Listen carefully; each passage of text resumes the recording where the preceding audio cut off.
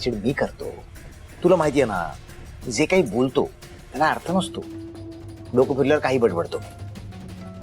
ऐक ना, तुला डॅडने त्यांच्या टीम मध्ये घेतलंय ना, तर प्लीज तू असं अंग नको ना काढून घेऊस. स्वानंदीवर लक्ष ठेव ना प्लीज. बेबी, मी हे सगळं नाही करणार आहे, कारण तुला माझी किंमत नाहीये, कदर नाहीये. मग मी हे सगळं का करू? मी अजिबात करणार नाही हे. संचिता, मला कदर नाहीये तुझी. मला तू सोडून या घरात कोण आहे माझं संचिता? सगळ्यात जास्त कदर आहे मला तुझी. कळतंय का? बाज झाली आहे तुझी नाटकं. बरं ठीक आहे, चल मी हे सगळं करेन, पण माझी एक अट आहे. जर ती तू ऍक्सेप्ट केलीस तर मी करेन सगळं. काय आहे ती अट? सी, माझी कार आता जुनी झाली आहे ना, मग मोनाने जशी कार घेतली आहे ना, तशी तुम्हाला गिफ्ट कर. कार हवी आहे तुला? हो. Done. Really? Yes, done. Baby, I love you. आता हिच्या गाडीसाठी कुठून पैसे आणू?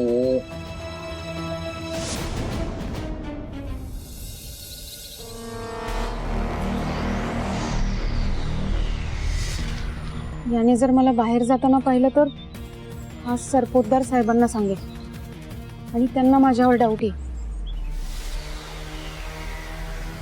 याला इथनं घालवायला पाहिजे, तरच मला इथनं निघता येईल.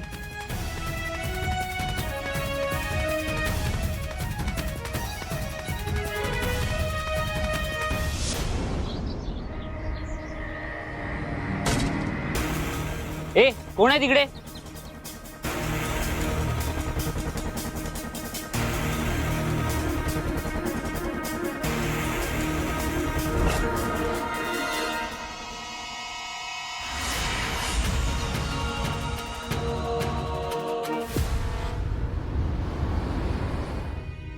सर नमस्कार.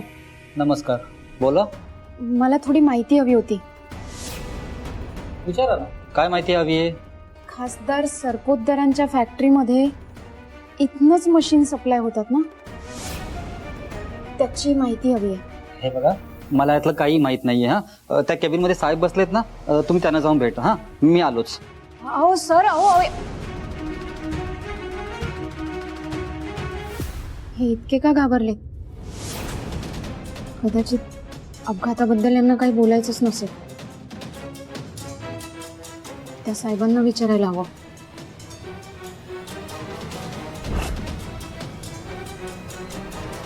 सर आत येऊ? या. सर नमस्कार. नमस्कार. त्या साहेबांनी तुमच्याकडे पाठवलं मला. माझं थोडं महत्वाचं काम आहे, मला थोडीशी माहिती हवी होती. बरं बोला ना, काय काम आहे? सरपोतदार टेक्सटाईल या कंपनीमध्ये इथूनच मशीन सप्लाय होतात ना, त्या मशीनची थोडी माहिती हवी आहे मला.